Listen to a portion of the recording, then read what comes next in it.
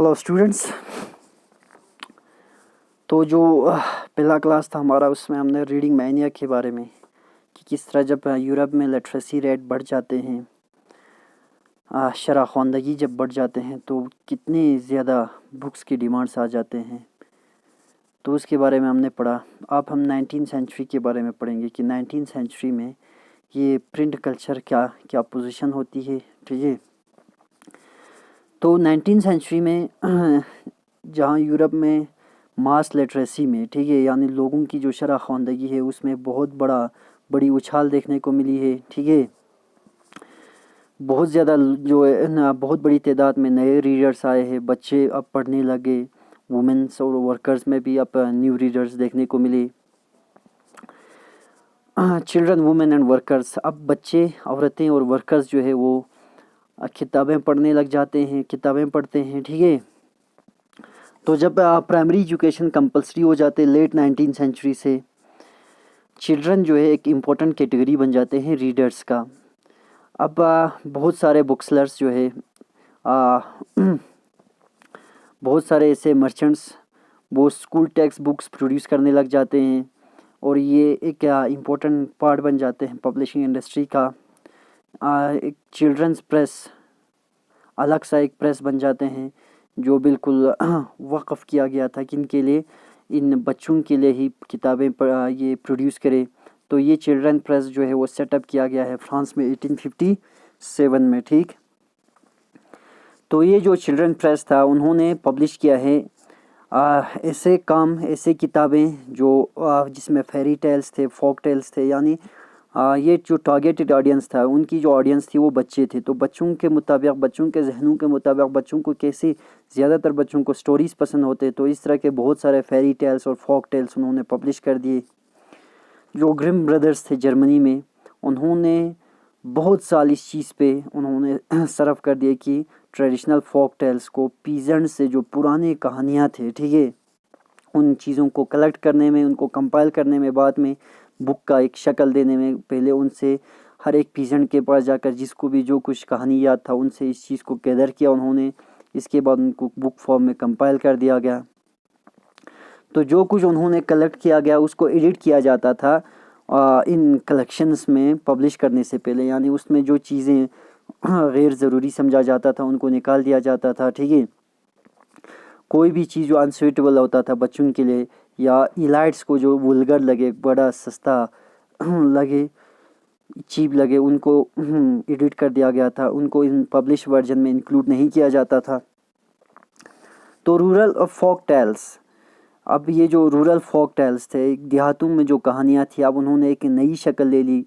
तो इस तरह प्रिंट ने ओल्ड टेल्स को रिकॉर्ड तो किया, ठीक है, पुरानी इन कहानियों को प्रिंट ने रिकॉर्ड कर दिया, किताबों में छाप दिया गया, किताबों में कैद कर दिया गया, लेकिन उनको चेंज भी कर दिया। वो उसकी ट्रू फॉर्म को मेंटेन नहीं कर पाया, जो असली जो फॉर्म थी, यानी उसमें बहुत ज़्यादा एडिटिंग किया गया। ठीक है, अब औरतें भी एक इम्पोर्टेंट रीडर बन जाती है और राइटर्स भी बन जाती है।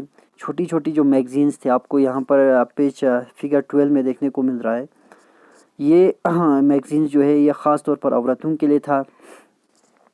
और यहाँ पर और भी मैनुअल्स होते थे जो उनको बिहेवियर, यानी प्रॉपर बिहेवियर और हाउस कीपिंग सिखाया जाता था। ठीक है,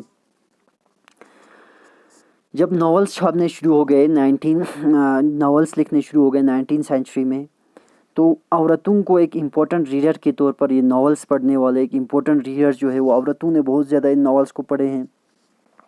तो कुछ जो नॉवलिस्ट थे जो काफ़ी पॉपुलर और काफ़ी बेहतरीन नॉवलिस्ट थे, जेन ऑस्टिन हो गया, ब्रॉन्टी सिस्टर्स हो गया, और यहाँ जॉर्ज लॉयड हो गया। ठीक है, इनकी राइटिंग्स जो है वो काफ़ी इम्पोर्टेंट हो जाती है एक न्यू टाइप ऑफ वुमेन को डिफ़ाइन करने के लिए कि एक नई औरत जो है किस किस्म की होनी चाहिए। तो उन नॉवेल्स में एक नई औरत को, एक न्यू टाइप ऑफ वुमेन को क्या कैसे दिखाया जाता था, एक पर्सन विथ विल, यानी एक ऐसी औरत जिसकी कोई तमन्ना, कोई इच्छा, कोई ख्वाहिश वाली, कोई डिज़ायर रखने वाली औरत होती है। और इसके अलावा उसकी स्ट्रेंथ ऑफ पर्सनालिटी को भी दिखाया जाता था, उसकी मकसद को, उनके इरादों को, ठीक है, और सोचने की क्षमता को, यानी एक जो नई औरत होगी उसमें ये सारी क्वालिटीज़ होनी चाहिए। ठीक, तो इसके अलावा लैंडिंग लाइब्रेरीज़ भी वजूद में आ गया था 17th सेंचुरी से आगे। 19th सेंचुरी में लैंडिंग लाइब्रेरीज जो है इंग्लैंड में वो क्या बन जाती है, वो काफ़ी इम्पोर्टेंट बन जाती है वाइट कलर वर्कर्स को एजुकेट करने के लिए, आर्टिजन्स को और लोअर मिडिल क्लास पीपल को एजुकेट करने के लिए। कभी कभार सेल्फ एजुकेटेड यानी खुद से पढ़े हुए, बिना किसी स्कूल में गए, किसी गुरु से सीखे बगैर सेल्फ एजुकेटेड जो लोग होते थे वर्किंग क्लास के, उन्होंने भी अपने लिए लिखना शुरू कर दिया। दिन भर काम करने के बाद तो जब ये वर्किंग डे शॉर्ट हो गए, ठीक है, वक्त के साथ जब वर्किंग डेज में कमी देखने को मिला, फ्रॉम मिड 19th सेंचुरी में वर्कर्स को थोड़ी बहुत टाइम मिल जाती है सेल्फ इम्प्रूवमेंट के लिए और सेल्फ एक्सप्रेशन के लिए, अपने आप को ज़ाहिर करने का और अपने आप को इम्प्रूव करने का थोड़ा मौका मिल जाता है, क्योंकि अब वर्किंग आवर्स जो है कम हो जाते हैं, वर्किंग डेज कम हो जाते हैं, ठीक है। तो उन्होंने पॉलिटिकल ट्रैक्स लिखे हैं, यानी उन्होंने भी सियासत पर उन्होंने तबसरा किया है और ऑटोबायोग्राफीज़ लिखे, अपने लाइव्स के बारे में लिखे बहुत बड़ी तादाद में। इससे और ज़्यादा इनोवेशंस यानी further innovations by the late 18th century में। अब जो प्रेस था वो किसका बना था, मेटल का बना था। तो पूरी 19th सेंचुरी में बहुत सारे इनोवेशंस हुआ है प्रिंटिंग टेक्नोलॉजी में, इसके अंदर और भी ज़्यादा इम्प्रूवमेंट देखने को मिला है। मिड 19th सेंचुरी में Richard M Hoe of New York का रहने वाला एक शख्स था रिचर्ड एम हॉय के नाम से, उसने इस पावर ड्रिवन सिलेंड्रिकल प्रेस यानी सिलेंड्रिकल प्रेस जो था, जो पावर पे चलता था, उसको परफेक्ट कर दिया था।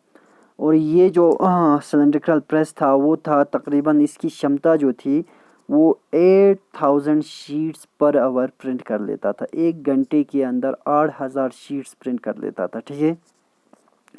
तो ये जो प्रेस था वो काफ़ी फ़ायदेमंद साबित हुआ किन चीज़ों के लिए, न्यूज़पेपर्स प्रोड्यूस करने के लिए, न्यूज़पेपर्स प्रिंट करने के लिए, अखबार छापने के लिए ये प्रेस जो है काफ़ी यूज़फुल था, ठीक है। लेट 19th सेंचुरी में जो ऑफसेट प्रेस था ये डेवलप हो जाते हैं। अब ये 6 कलर्स को एट ए टाइम प्रिंट कर सकता था, 6 कलर्स का। तो जब 20th सेंचुरी शुरू हो जाते हैं, अब ये बिजली पर चलने वाले प्रेसेस आ जाते हैं, इसने प्रिंटिंग ऑपरेशंस को, प्रिंटिंग के काम को और भी तेज़ कर दिया गया। इसके अलावा और भी डेवलपमेंट्स इसके बाद हो जाते हैं। अब जो तरीक़े थे इन प्रेस में पेपर फीड करने का, उसमें भी काफ़ी इम्प्रूवमेंट्स आ जाते हैं। अब जो प्लेट्स थे इन प्लेट्स की क्वालिटी भी काफ़ी बेहतर हो जाती है। अब ऑटोमेटिक पेपर रील्स आ जाते हैं और फोटो इलेक्ट्रिक कंट्रोल्स आ गया इन कलर रजिस्टर्स का। तो बहुत सारे जो इंडिविजुअल मैकेनिकल इम्प्रूवमेंट्स थे उसने प्रिंटेड टेक्स्ट की अपीयरेंस को बिल्कुल ट्रांसफॉर्म करके रख दिया गया। हर किसी की जो मेहनत थी, इन मेहनतों के वजह से, इन मेहनतों के बायस बहुत सारे इसमें आपको इम्प्रूवमेंट्स देखने को मिला इन प्रिंटेड टेक्स्ट में। तो इन प्रिंटर्स ने और इन पब्लिशर्स ने लगातार नए स्ट्रेटजीज अडॉप्ट किया है अपने प्रोडक्ट्स को बेचने का। 19th सेंचुरी जो पीरियोडिकल्स थे उसमें उन्होंने क्या कर दिया, इम्पोर्टेंट नॉवेल्स को सीरियलाइज कर दिया गया, जिसकी वजह से राइटिंग का, ठीक है, एक किस्म के तरीक़ा जो है वो जन्म लेता है। नॉवेल्स लिखने का एक पर्टिकुलर तरीक़े को जन्म देता है। 1920s में इंग्लैंड में पॉपुलर वर्क्स जो है, जो काफ़ी मशहूर हुए, जो काम थे लोगों के, उनको चीप सीरीज़ में उनको बेच दिया जाता है, जिनको शिलिंग सीरीज़ कहा जाता था। जो डस्ट कवर होता था, जिससे हम इस बुक का हम बुक जैकेट या डस्ट कवर, इसको हम क्या कहते हैं, बुक का जो कवर होता है सबसे बाहर का जो है, ये भी एक 20th सेंचुरी की इनोवेशन होती है।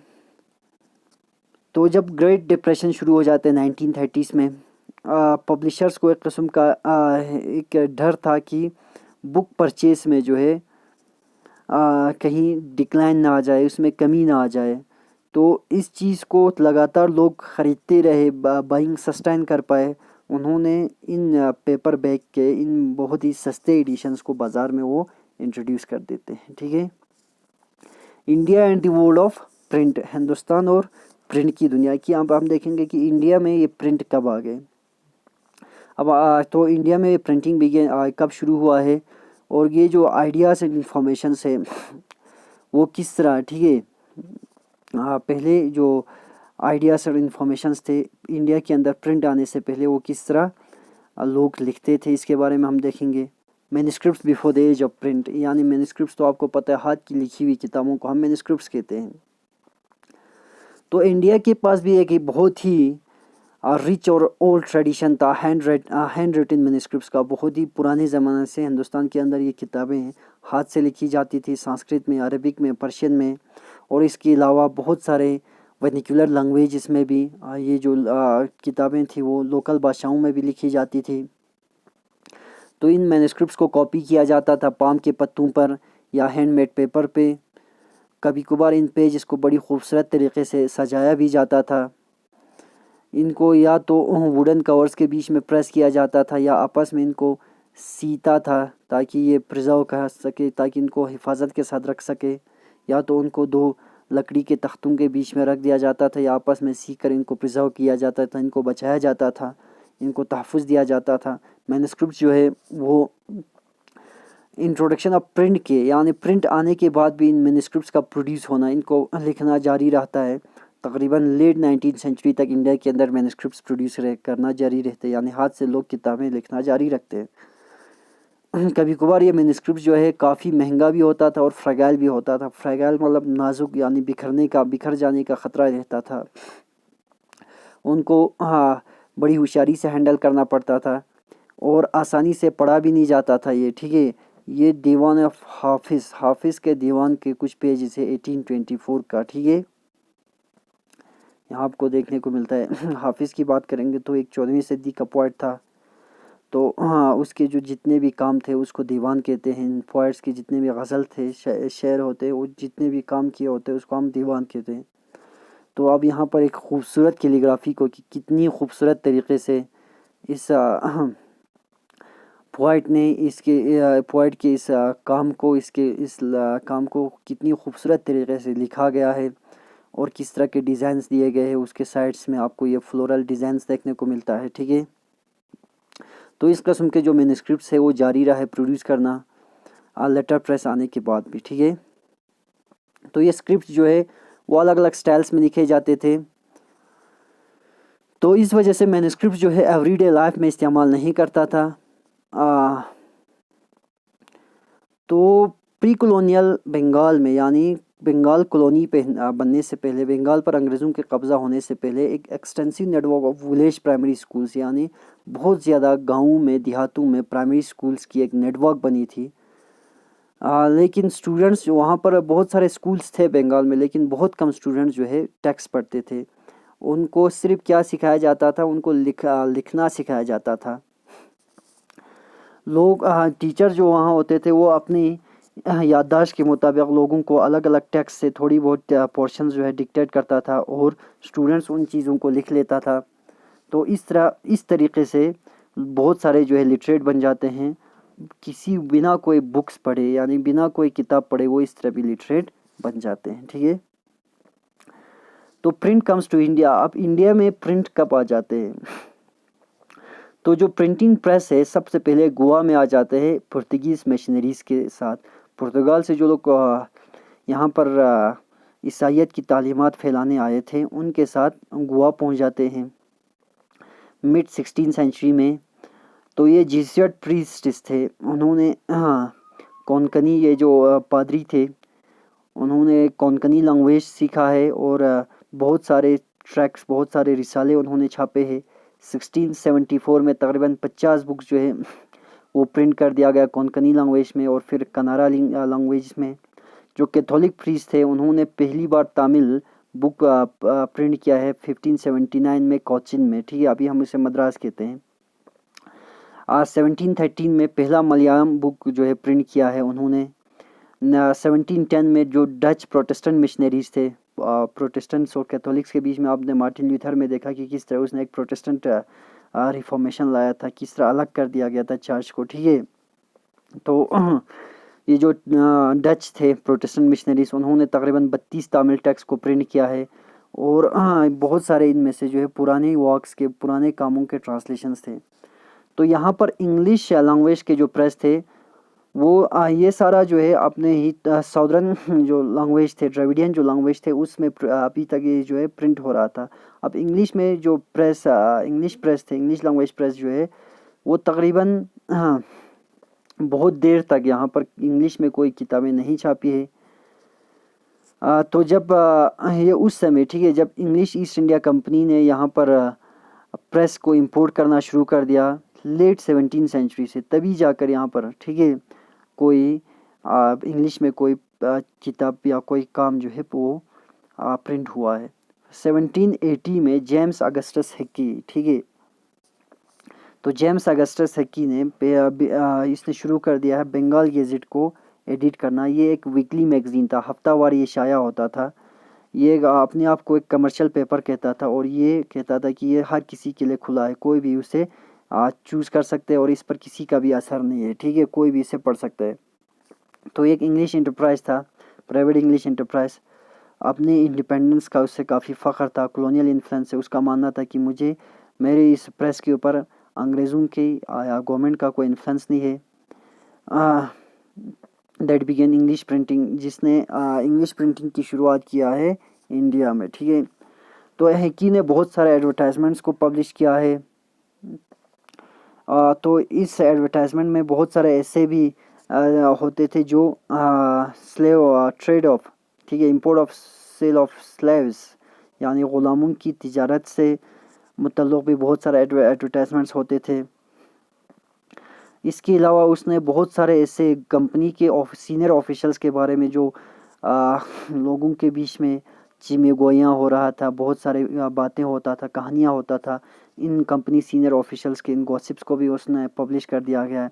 इससे गुस्सा होकर, ठीक है, जब कंपनी के ऑफिशियल्स के बारे में ये कहानियाँ उसने पब्लिश कर दिया, तो गवर्नर जनरल उस समय का वारन हेस्टिंग्स था, उसने हिक्की को प्रोसिक्यूट किया, उसको सज़ा दिया गया है और उसने इनक्रेज किया है किस चीज़ को, ऑफिशियली सैंक्शनड न्यूज़पेपर्स, जो उन न्यूज़पेपर्स को प्रिंट करने का उसने इजाज़त दिया गया है जिनको सरकार इजाज़त देते हैं, ठीक है, और ताकि वो इसको काउंटर कर सके फ्लो ऑफ इंफॉर्मेशन को, जिसने कॉलोनियल गवर्नमेंट की इमेज को डैमेज कर दिया। अभी तक जो जेम्स अगस्टस हिक्की ने अपनी बंगाल गेजेट में जितनी इन सीनियर ऑफिशियल्स की या ओवरऑल सरकार की जो इमेज को डैमेज किया है, अब उसने क्या कर दिया है यहाँ के जो उस समय का जो गवर्नर जनरल था वारेन हेस्टिंग्स ने कहा कि आप लोग ऐसे अखबारात शाया कर दीजिए और इन अखबारात के ज़रिए गवर्नमेंट के इस डैमेज इमेज को, इसका अजाला कर दीजिए, इसको फिर से सही करने की कोशिश कर दीजिए, ठीक है। तो क्लोज ऑफ 18वीं सेंचुरी में बहुत सारे न्यूज़पेपर्स और जर्नल्स जो है वो प्रिंट में आ जाते हैं। इसमें इंडियंस भी शामिल थे, उन्होंने इंडियन न्यूज़पेपर्स पब्लिश करना शुरू कर दिया गया। तो सबसे पहला जो अपीयर हुआ है वो एक बंगाल गेजेट वीकली था, ये भी हफ्तावार शाया हुआ है। ये जो इंडियंस ने प्रोड्यूस किया था, इसको गंगाधर भट्टाचार्य ने इसको प्रोड्यूस किया है, जो काफ़ी नज़दीक था, यानी जो काफ़ी क्लोज था किसका, राजा राम मोहन राय का, जिसने यहाँ पर ब्राह्मण समाज शुरू कर दिया था, राजा राम मोहन राय। और उसी की कोशिशों की वजह से सती सिस्टम जो है बैन हो गया था 1829 में, ठीक है। तो religious reforms and public debates, ये हमारा नेक्स्ट क्लास होगा इंशाल्लाह।